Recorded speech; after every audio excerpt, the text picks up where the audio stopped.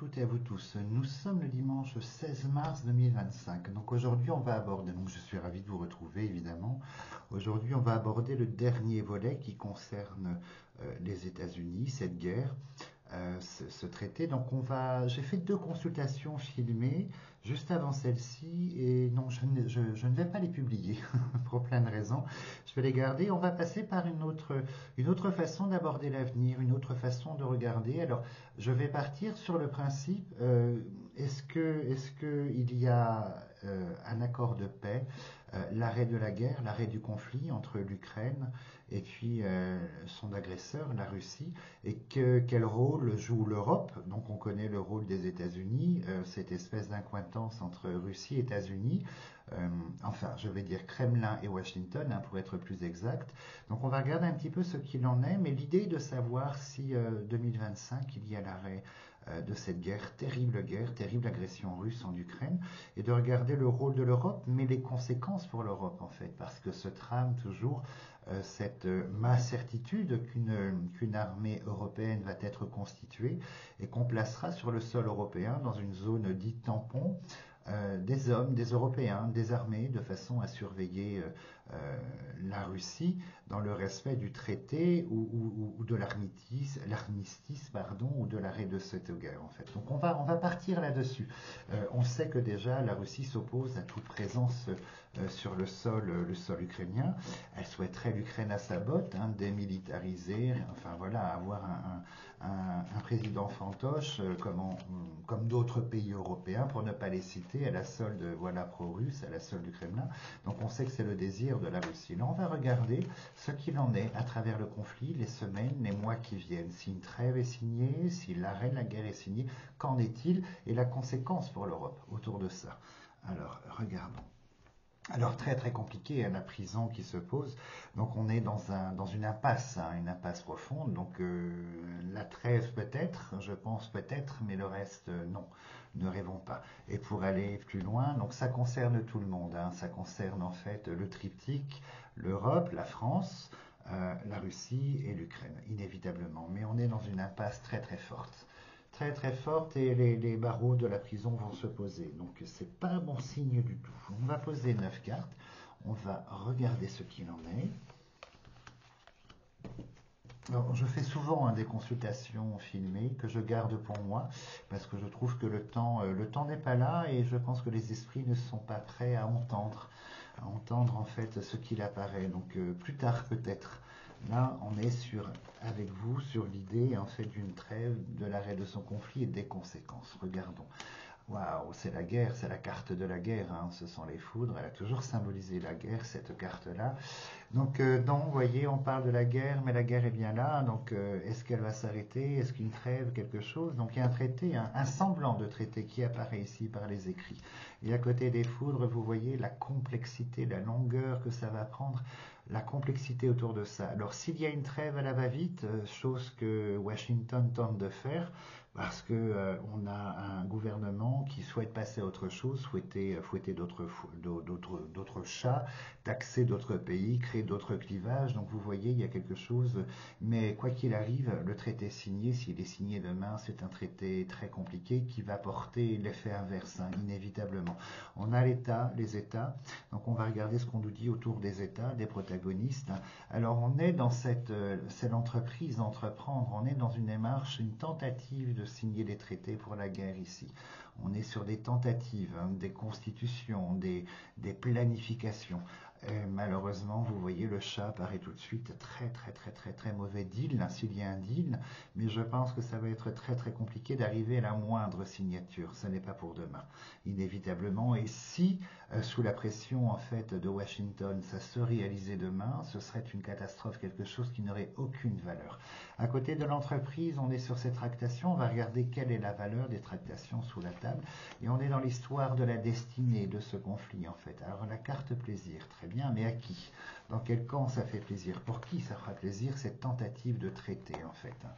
Alors l'Europe, l'Ukraine est symbolisée par l'Union, les États-Unis est symbolisé par la carte de l'île, hein, l'autre continent, et la Russie sera symbolisée par les oiseaux de la migration. Donc allons un petit peu plus loin, regardons ce qu'il en est. Mais la guerre apparaît tout de suite. Alors, il y a une tentative, hein, la couronne elle est là. Regardons pour qui est la couronne. Alors la méchanceté, waouh, je pense que malheureusement il y aura l'idée que l'un des pays, et ce ne sera pas la Russie, devra se mettre à genoux en fait, hein, parce que la force sera beaucoup plus importante, la force de pression. Mais vous voyez, c'est quelque chose de malade, hein, si je prends le terme symbolique, en fait, en termes symboliques, quelque chose qui ne fonctionne pas, qui ne fonctionnera pas. Et je pense qu'il y a une très très grande incertitude qui naîtra du traité, de toute façon, quoi qu'il arrive. Alors, les changements, très bien. Vous voyez, toutes les tractations ne seront faites qu'à coup de menaces, probablement de la part de Washington, menaces essentiellement vers le pays le plus faible, l'Ukraine, et on voit que toute tentative de discussion, de tractation, de négociation vont être très très difficiles et très très très négatives. Ça, c'est l'Union qui apparaît, l'Union européenne, hein, sur la table. Waouh, donc c'est terrible. C'est quelque chose de terrible en fait qui est en train de. Voilà. Donc on est dans un conflit qui ne voit pas de fin. Peut-être qu'il y aura un semblant de truc, voilà, de protocole signé, mais qui ne tiendra absolument pas. Si la faux et les ciseaux sortent, ce serait tout à fait légitime, mais on a sorti d'entrée de jeu sur deux lignes les trois cartes terribles, hein, du jeu du Magédemon, les trois cartes terribles. Alors sur l'Union, c'est intéressant, il y a quand même les oiseaux du clivage. Donc regardons la valeur des oiseaux du clivage. Alors j'aime bien, la grâce elle apparaît parce qu'il y a ce côté très profond comme la carte bleue, universelle, notre histoire, notre civilisation, et on voit qu'elle est de toutes parts en fait contrainte, nous Européens, à ce conflit ici, terrible conflit, et on est contraint à cette chose, et la continuité, bon, vous voyez, les passions des uns et des autres. Donc la passion, c'est pas une belle carte, hein, même si c'est une carte de Vénus, hein, c'est un sentiment totalement exagéré, profondément exagéré, ressenti et traduit. Sur la maladie, on a les oiseaux de la discorde, en logique. Alors, les ciseaux sont là, inévitablement. Donc, vous voyez, je pense qu'un un traité de paix n'aura jamais lieu, pas les mois qui viennent. Un traité de cessez-le-feu, un genre de pause, peut-être, je dirais oui, très difficilement, mais qui ne tiendra pas. L'exaction, les choses seront commises en fait entre-temps, et je pense que c'est un traité sans garantie. Allons un petit peu plus loin, et c'est vrai qu'on est rentré dans un cycle ici pour la famille, l'union, un cycle très compliqué de l'infortune, qui fait écho à la fortune. Je pense à l'inflation derrière, économie de guerre, et les décisions de Washington qui créent un profond clivage mondial, où, pour preuve, la bourse américaine s'affole, elle baisse, elle chute, mais en se dédouanant, disons que c'est la faute du prédécesseur du président d'avant et pas de sa faute, hein, inévitablement. Waouh, donc ça c'est sûrement l'Union qui apparaît ici. Alors, ici on a les États-Unis, puisque l'aigle apparaît, on va voir où se placent les oiseaux et le continent. Mais je suis très très très pessimiste, mais ça fait écho à ce que je vous disais le lendemain de l'invasion sur la vidéo, la consultation, le lendemain de l'invasion de l'agression de la Russie en Ukraine, c'est ce que je vous disais, et des bribes d'informations que je vous ai lâchées jusqu'à aujourd'hui, et ça fait écho en fait à tout ça, et on voit que de toute façon les tensions, la discorde vont aller vraiment de mal en pis inévitablement, et de l'amour on passera au désamour, et je pense qu'il y a vraiment une scission. Alors la scission de l'Europe face à la Russie, oui, puisque on ne peut rien faire avec le gouvernement du Kremlin qui est toujours dans le mensonge, la trahison et le non-respect des choses, hein, ça c'est factuel. Ceux qui le contrediront, je les engage à regarder les faits concrets, mais on voit qu'on va dans quelque chose où ça va s'accentuer, s'accentuer, s'accentuer en fait. Et là on a le continent. Ah, il manque les oiseaux, voilà, les oiseaux sont là. Donc effectivement, on a la tripartie qui est ici, l'Union, les États-Unis et la Russie. Alors, c'est très très étonnant parce que, vous voyez, en première lecture, c'est gelé. On est sur l'île, la stérilité, c'est une grande période en fait d'isolement de l'un et des autres, mais de grande stérilité, d'inertie en fait. Donc, il y a l'idée de faire durer durer pour signer un genre de protocole d'une trêve, en fait, ridicule, hein, je vois pas l'intérêt d'une trêve de quelques jours, puisqu'on connaît le dessein de la Russie, et on connaît la suite, hein, du dessein de la Russie, mais au-delà de ça, ça va être, vous voyez, le désamour entre l'Union européenne, la famille, entre l'aigle, en fait, étranger, et quelque chose qui sera factuel, hein, profondément factuel. Vous voyez, on a la naissance d'un point de clivage ici, en fait. Bon, c'est le comportement, hein. Sur l'aigle, on a le feu. Le feu, c'est l'opposition, la dualité, la bataille. C'est s'opposer à tort et à raison, ou à tort ou à raison. Mais il y a l'opposition, en fait. Donc on est sur une tripartite très très difficile, puisque l'Europe, alors il y a un bon côté des choses, hein. L'Europe est en train a compris, ça y est, a compris qu'elle devait revenir vers une indépendance, en fait, militaire, et ne plus compter sur un parapluie américain. Donc elle est en train de créer, hein, toutes ces réunions ces derniers jours, des volontaires qui veulent défendre la démocratie, qui veulent défendre la paix. Donc on a tous ces chefs d'État, ministres des armées qui se réunissent et qui sont en train de constituer un plan, une planification. Donc ça, c'est l'effet positif. L'effet négatif, l'infortune. On va voir où se place l'argent. Là, l'argent est là. Donc je pense qu'on rentre dans une phase financière très complexe, hein, au niveau de l'union, de la famille, très très complexe. Allons un petit peu plus loin. Ah, donc il y a quand même une binarité, hein. Je ne comprenais pas pourquoi on avait l'île ici et les oiseaux de la migration là. Normalement, elles auraient dû être inversées, mais bon, peu importe, puisqu'on a quand même une forme de complicité, de complaisance, en fait, entre l'aigle ici et l'autre pays, la Russie, hein. On a une espèce de binarité qui est là. Allons un petit peu plus loin. Donc on rentre dans un cycle, malheureusement. Vous voyez, le traité, tout est rouge autour du traité, dont le chat noir, dont la chauve-souris, qui est le profond dommage, hein, vraiment la chose très, très physique, très matérielle, très factuelle. On n'arrivera pas. Quoi qu'il arrive, on n'arrivera pas. Et dans cette binarité, on va tenter de faire plier le pays, l'Europe. Donc l'Ukraine, on va tenter de faire plier ce pays-là. Mais je pense qu'il y aura une réponse européenne autour de ça. Et là, on a une forme, vous voyez, une forme de coalition, en fait, de compassion, de soutien, de coalition par la carte de l'amitié qui symbolise l'infidélité de la position de l'Union européenne, en fait, hein, tout simplement.